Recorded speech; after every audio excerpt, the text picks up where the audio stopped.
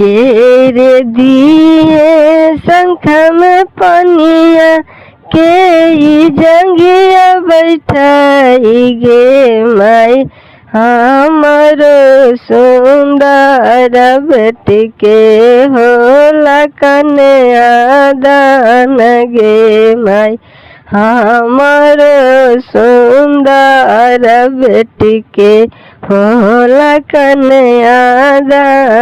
गे माई भैया दिए शंख में पनिया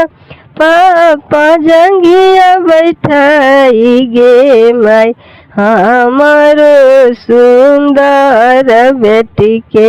होला कन्यादान गे माई हमारो सुंदर बेटी के होला कन्यादान गे माई।